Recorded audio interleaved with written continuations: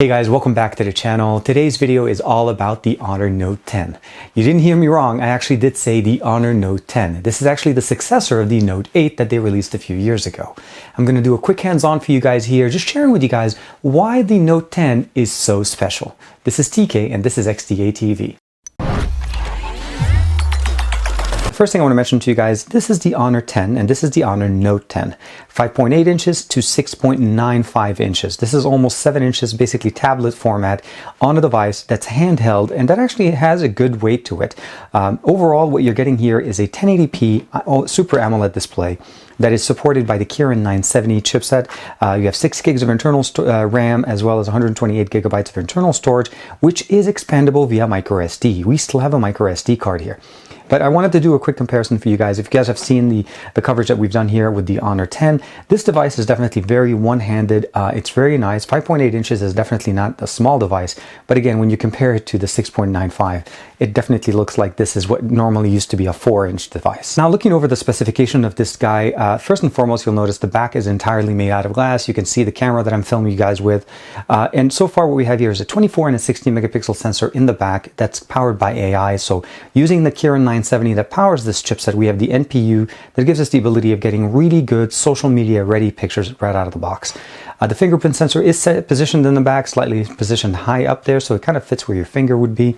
We have a volume rocker and a power button sitting on the right side, and you may have noticed that there is an extra button here, and this is what we call, or what they call, the GPU turbo button. It also works on the camera, but the cool thing about this is when you're playing games, this becomes super functional. On the left side, we have a dual slot basically tray that supports an SD card as well as the SIM card. On the front, we have a 13 megapixel sensor that's capable of providing us as well AI images, so that's functional on the front. We have the face unlock. I'm going to go ahead and use the facial recognition. Let's go ahead and unlock the device. And it works very quickly, and of course fingerprint unlock that works just as quick. Now, this device shipped out with a Chinese ROM, and what that means essentially is we have a lot of applications that are made for the Chinese market, so like Weibo, Sunning, the Dolphin emulator, Beidou, or even the search engine or the navigation application. Now, all of these, or almost all of them, are removable, so you don't have to keep them in there. You do have access to the Huawei app gallery, phone manager, settings, gallery, all the other things normally, with the exception of the Google services. So what I ended up doing here is I went to APK Mirror, downloaded the Google Play Store, logged in, and then downloaded the additional apps. So YouTube, Gmail, Google, and Maps all work fine.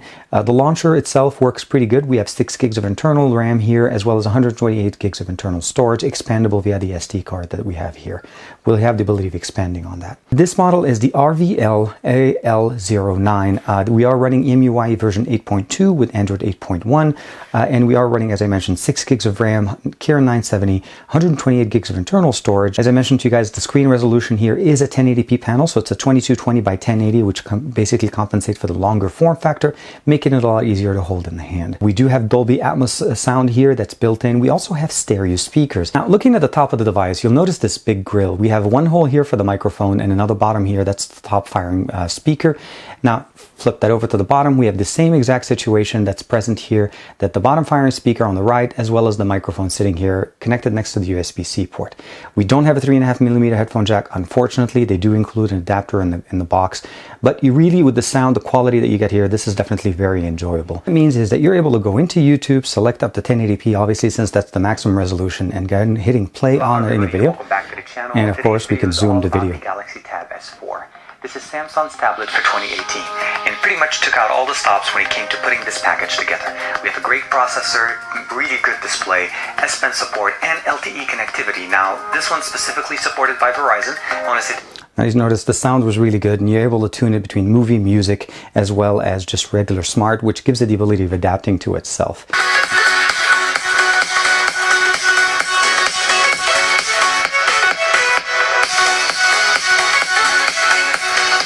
As I mentioned to you guys, we are getting Hspa Plus connections in the US. So for the most part, again, it does mention 3G. I'm able to get between 4 to 6 megabits down, and then basically 1.3 megabits up. That first connection time, I'm not sure what happened. But overall, what you're getting there essentially is just the best that you can with Hspa Plus. As far as using it for the last couple of weeks, I've had actually no issues. I've been able to check out my emails, videos, YouTube, all of that stuff. Installed Netflix and Hulu, Twitter, Instagram. I've been posting from this phone.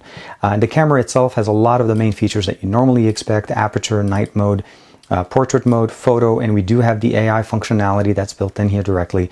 Video as well as more, we'll be able to download or see additional ones like watermark, time-lapse, just basically a mass load of modes that you can get with this. Now, this device definitely supports the Game Suite application. I have game acceleration on. You have the ability of going do not disturb or even network optimization. I'll go ahead and launch the PUBG game.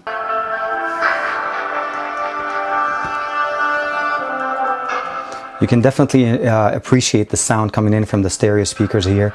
Now, as far as settings and compatibility, I am using, let's go into graphics, Ultra HDR with colorful options. Of course, this is not going to have an issue. Now, here is the GPU Turbo button. I'll go ahead and click it on. I have the ability of turning on Turbo, which Turbo mode is enabled, ability of turning on Do Not Disturb, as well as video recording. So I can actually record microphone system, the microphone, or just the system audio, or just none. Let's go ahead and start it up. So here we are with the new map. We'll go ahead and just run around.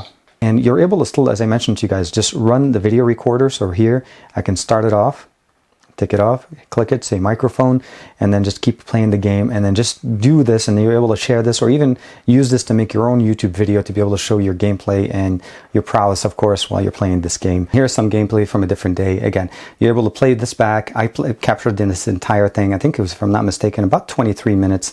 Oh no, actually almost 30 minutes of gameplay, and that was just absolutely fantastic. Unfortunately, I did die in that one. The Honor Note 10 is by far my favorite Honor device so far, and I'm going to put a little bit of a small asterisk right there next to that, because Honor makes many different devices, and of course what you're getting there is different form factors, different functionalities. You have the Honor 10, that's a smaller form factor, great powerful CPU and internals, but it's really meant to be small in the hand and great photography out of that, and good for gameplay. The Honor Play is definitely more of a gamer-centric. You have the haptic feedback, you have the GPU Turbo built in right out of the box, and you also have that wider display. So you're getting really different experiences, and where I find the Note 10, it just ticks off all the right boxes for me. We're talking about a 6.95-inch display, big display, really cool. 1080p AMOLED display, which is really nice. Stereo speakers, expandable storage, 128 gigs of internal storage with 6 gigs of RAM in the device just out of the box.